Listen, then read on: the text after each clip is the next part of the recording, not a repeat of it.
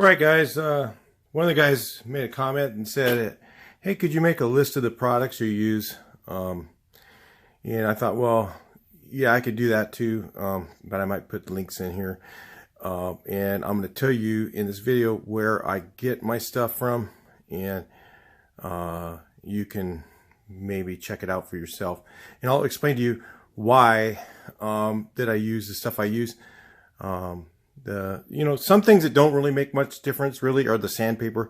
You can get it wherever you want. You can use this one here. They have this on Amazon, and that's where I got it today.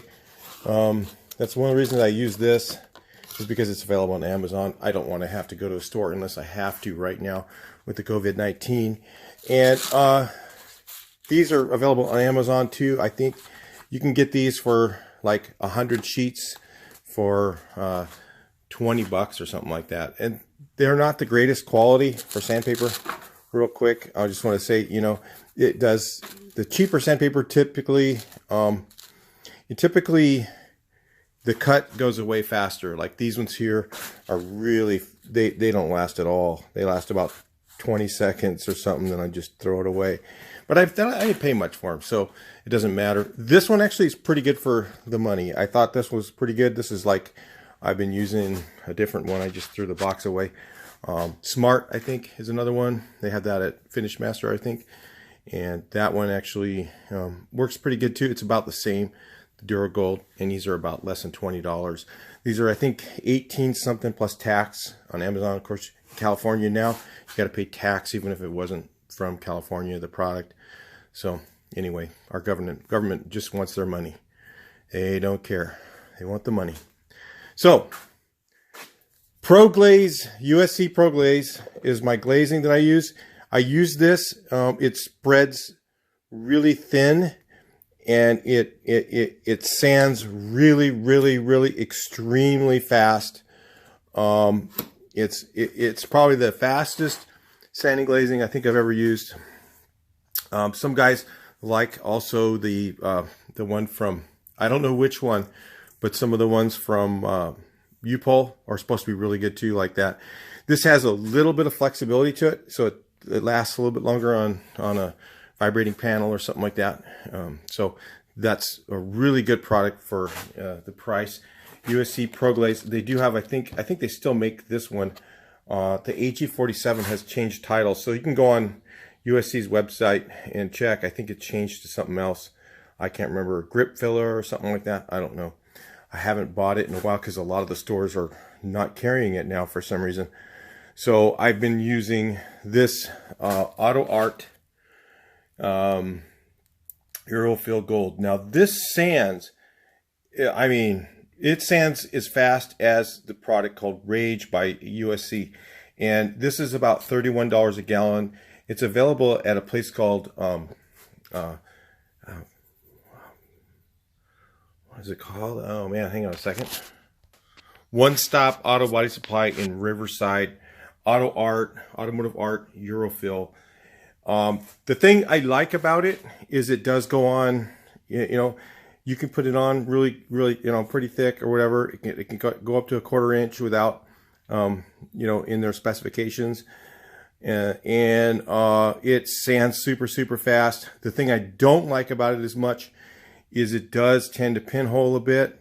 So, and the spreadability of it is a little bit on the lean, not as good as some of the others as far as this one goes. So if you can get USC AG47 where close to you, or you can get this one, they're both good fillers. This sands a little bit slower, but not much. Just a little bit slower. This one is a little bit slower sanding than Rage. This one is about the same. So it all depends on what you're trying to do. I like the Aerofill Gold because it sands so fast, and it just goes on really fast. I do like also the AG47. It's a catch-22. There's stuff I like about. Sometimes I'll put on your USC AG47 at the end, so because I don't have much of it left, and I haven't been able to replace it. So those are some of the reasons why I use it. It sands super fast. It spreads really smooth. USC AG47 spreads really smooth. It sands really fast. It actually it has flexibility built into it. It has specs to go over wood. It specs to go over e-coat. It specs to go over primer. It's an amazing. The specifications on this grip filler are really, really, really amazing. Check it out. Give it a shot. The friends of mine that have tried it, that have never tried it before, have all been totally impressed with the product. It's really good.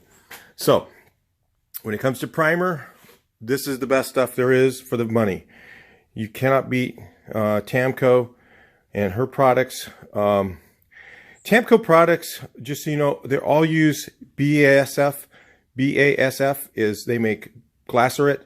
BASF makes RM products. They make Limco products. Okay, she uses BASF resins. So it's very much like the Euro products. And I think even, I think what's it called? Species Hecker and Sikkens also make Akzo Nobel Sikkens. Also make, and I use some Akzo Nobel too. So Akzo Nobel Sikkens also use BASF resins, but Tamco's prices are a tenth, I'm going to say, you know, of Glaceret, and her products are right up there with Glaceret, and you know, it doesn't die back, you know, it doesn't shrink, you know, when you put the primer on. It sands super powdery, especially if you let it set like overnight. I like to let it set for a while and let it really just set there and dry really good. You can also use accelerator with it. She has accelerators as well. She has like a universal accelerator if you were interested in that you can get from her when you go. Now the paint series I'm going to use on this too is Tamco again. This is her version of Pearl White.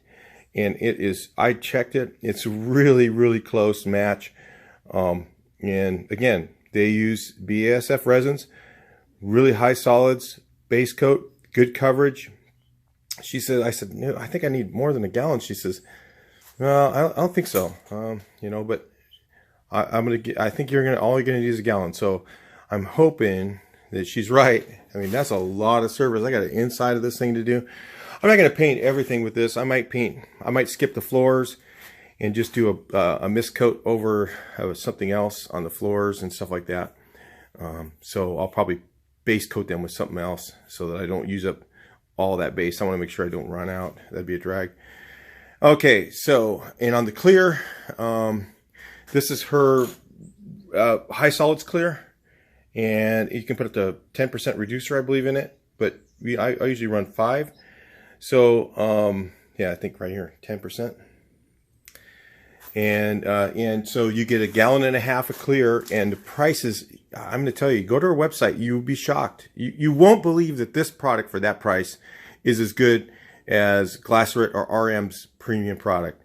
You won't think it will be, but I'm going to tell you, it is. It is good. It is super good. It flows really nice. It goes on super smooth. It's also on the green bug. I just used it over a free base coat that I had laying around. I just mixed up some garbage I had and made the color on that green bug. And I used this clear, and I was pretty amazed how it sprayed. It went down really, really super smooth, and color sanded and buffed really to a super high shine, and was easy to sand. It was just, everything was spot on with the best quality clears I've ever used, and so I use that. Again, some of the things also I'll use too are this. On the stuff that I don't, okay, this is not a automotive grade seam sealer. But on things where I'm not going to paint it right away, like things underneath the car, I use this stuff. This is available at like Home Depot. These are like $5 a tube. But it is really, really, really slow drying. So think about that. Make sure it's something that you're not going to paint for a while. I did like the back side of this. It's paintable. It doesn't have silicones in it. It does work really well. It's actually very flexible, but still very, very, very hard finished. It's used for windows. It does, and it's been working really good for seam sealer, but I don't use it over raw metal anywhere. I make sure it's got something on it, primer, paint, something to seal the surface. Okay, then I'm using also, this is a cheap seam sealer. This one here, this is from Canada, Dominion. So it's got to be from Canada, I believe. I haven't looked, I'm sure it is. So I've been using this seam sealer here. It maybe isn't the best stuff, but it's adequate. It does the job. And this is on the surfaces that I need to dry right away. It does dry very quickly. There are better seam sealers out there. You can spend $20 a tube for it. This is about $10. So, you know, maybe a little bit more than $10. I'm not sure. So anyway, those are the things I'm using on this thing. Just so you know, if you're looking for stuff to figure out for your project, that might help you get in the right direction. The tools I'm using are mostly things that I've owned for many, many years. You know, like this slide knocker set that I got. I got this when I was like 16. So I'm 54, 55 now. So, you know, my favorite sander. My favorite sander right now is this Aircat. It uses very low, sorry guys. It uses very low air amount, so you can run it all day long with a 5 horsepower, 60-gallon tank. You might even be able to run it with a smaller compressor. It might even run with 3 horsepower. I'm not sure. And it doesn't use a lot of air, so I've been using that. That's my favorite one.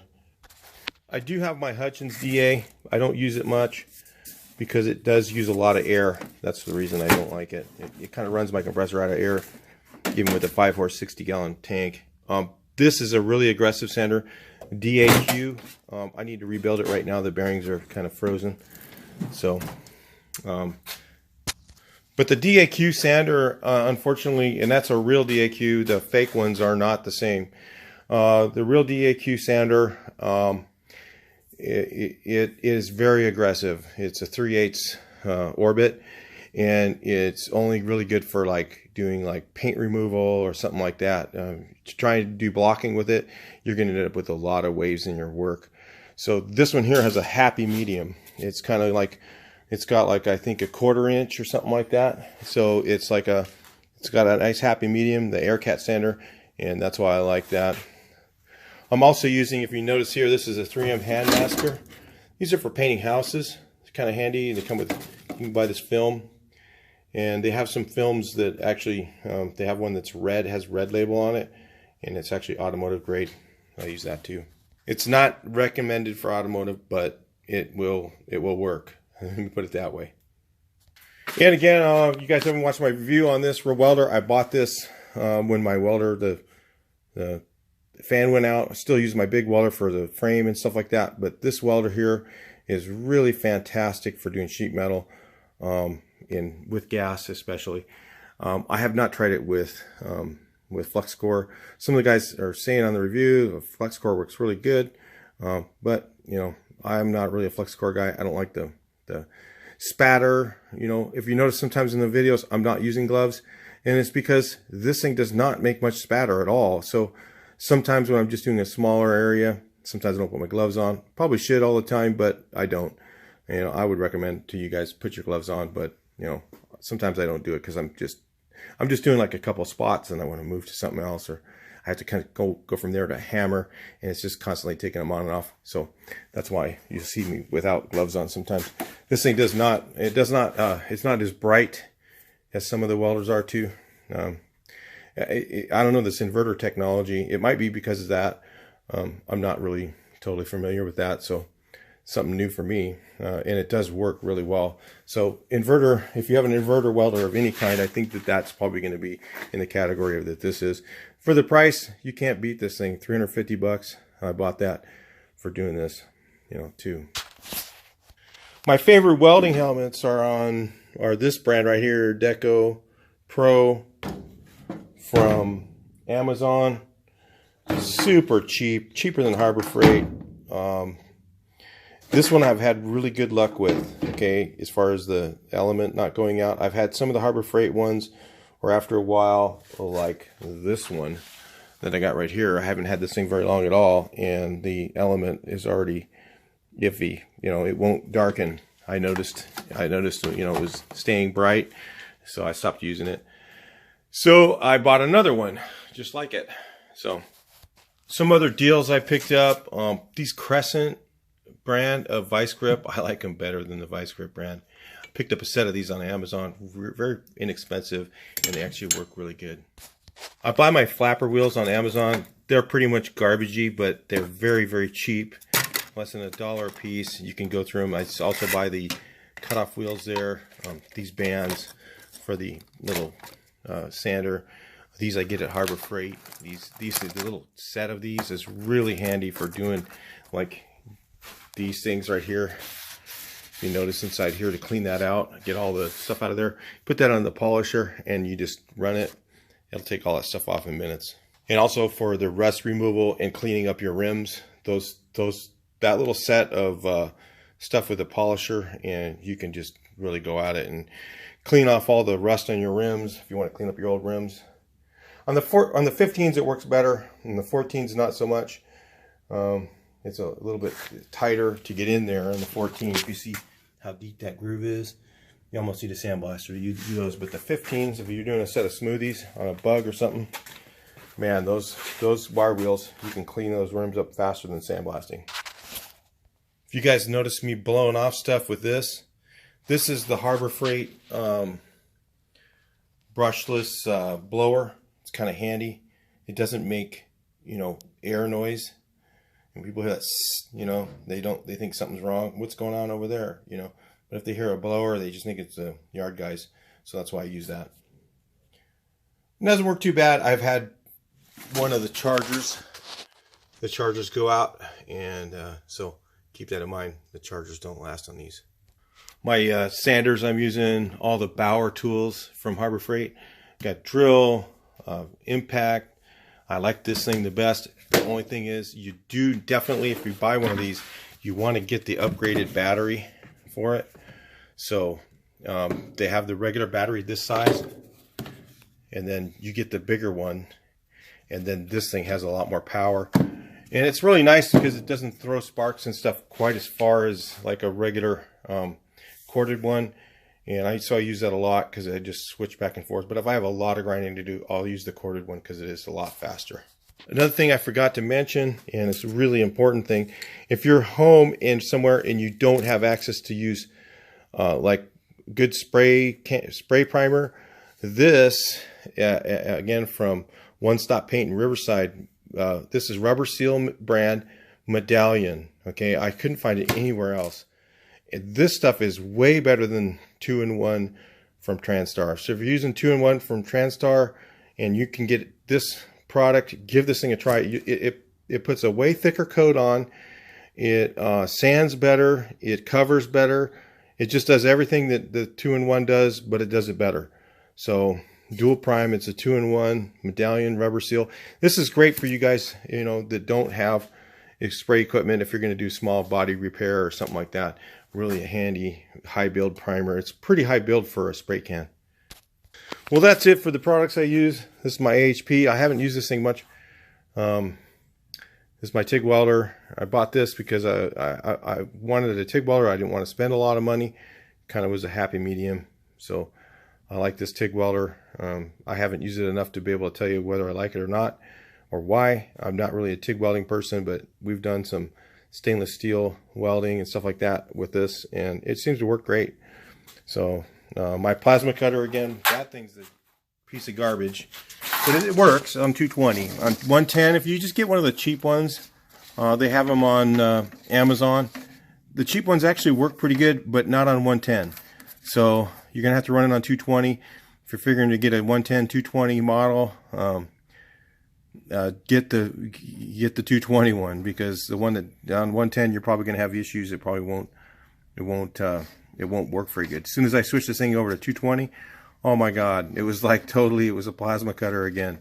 On 110 it was horrible, wouldn't work at all. So it just barely worked. If metal had to be really clean, it didn't work very good on dirty metal at all. So anyway, that's it for the stuff I'm using, and hopefully it helps you guys figure out how to do your own.